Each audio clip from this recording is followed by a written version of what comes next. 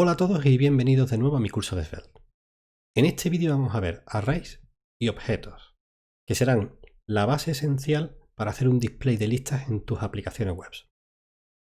Pues bien, vámonos al código y ahora, en mi componente array yo lo que voy a hacer es que voy a escribir una variable que se llame número y a la cual le voy a dar de valor un array tan simple como 1, 2, 3, 4. Luego me vengo al markup de HTML y voy a escribir el siguiente párrafo. Voy a abrir corchete y voy a poner la variable número a la que le voy a aplicar el método join y voy a, digamos, a añadir los elementos entre sí mediante el signo de más. Y ahora voy a abrir un button aquí en donde yo a este button le ponga un texto que sea añadir número y voy a asociarle a este button un evento con click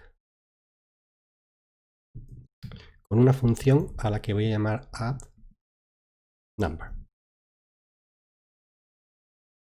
Me voy a crear esta función dentro de mi pestaña de JavaScript. Es una función a la que no le voy a pasar ningún tipo de parámetro. Y yo lo que voy a escribir ahora aquí es número, método push, y voy a poner número length más 1.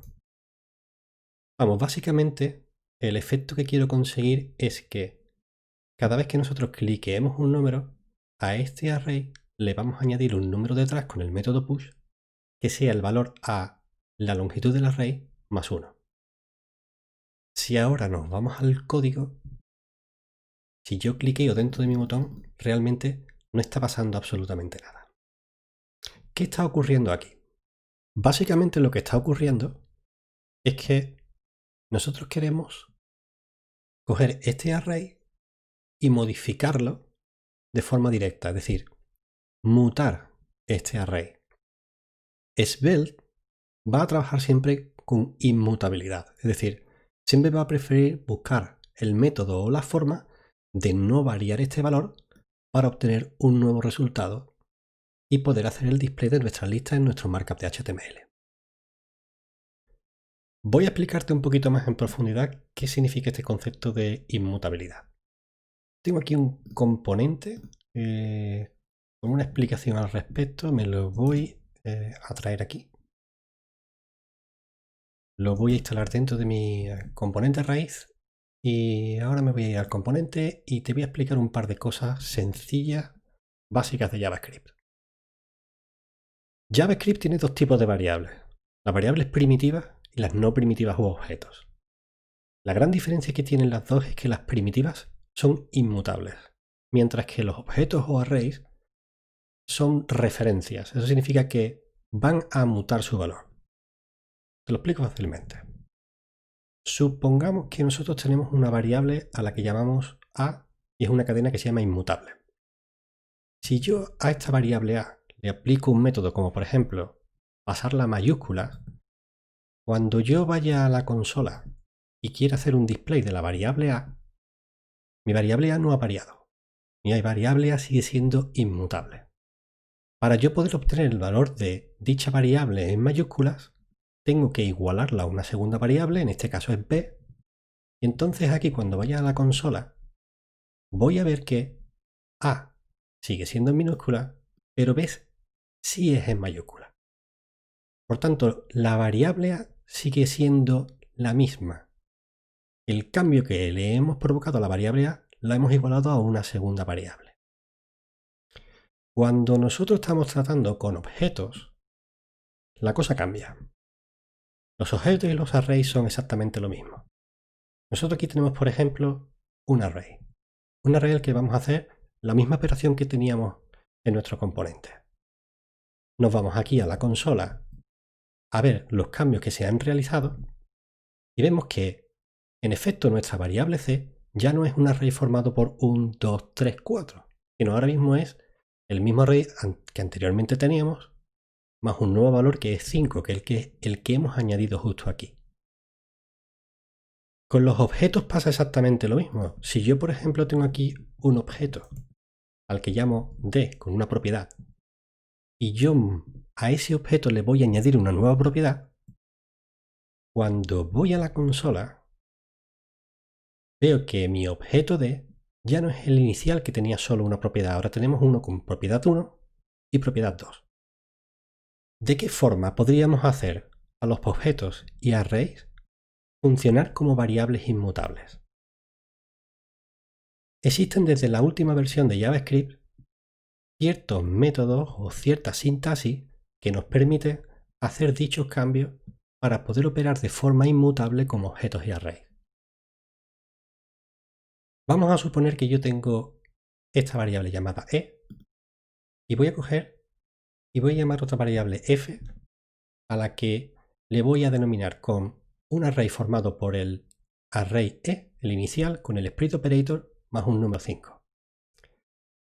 Cuando yo vaya a la consola y quiera imprimir mi variable inicial y la variable final, lo que voy a obtener es que la variable ha mutado.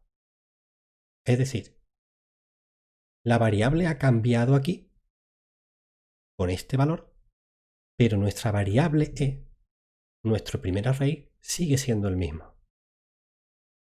Por tanto, lo que está pasando aquí es que mediante el split operator lo que estamos haciendo es una copia de este array, le estamos añadiendo un nuevo valor y lo estamos igualando a una nueva variable. Es el mismo funcionamiento o la misma lógica que estábamos anteriormente aplicando a nuestras cadenas.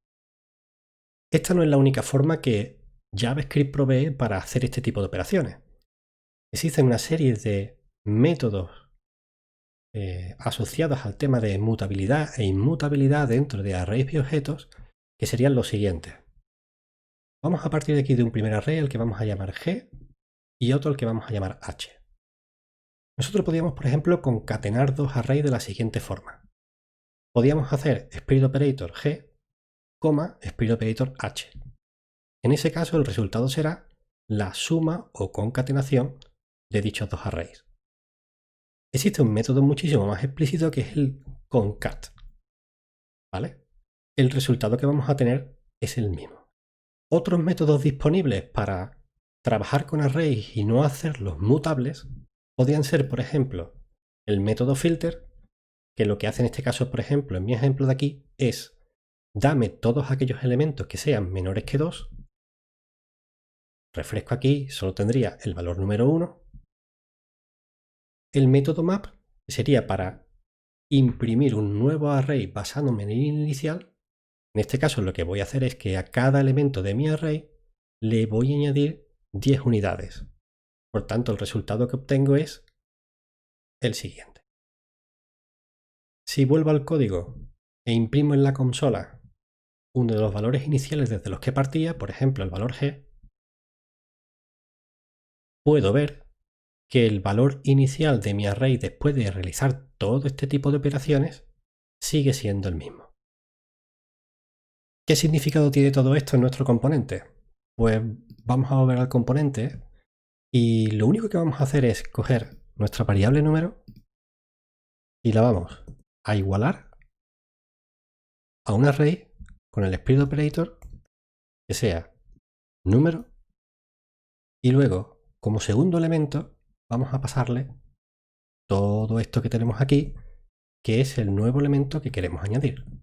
Esto lo borramos y si ahora vamos a nuestro navegador, veremos como cada vez que cliqueamos vamos añadiendo un nuevo elemento a la suma que tenemos aquí. Este ejemplo quedaría bastante más bonito si lo completamos y hacemos uso de la reactividad.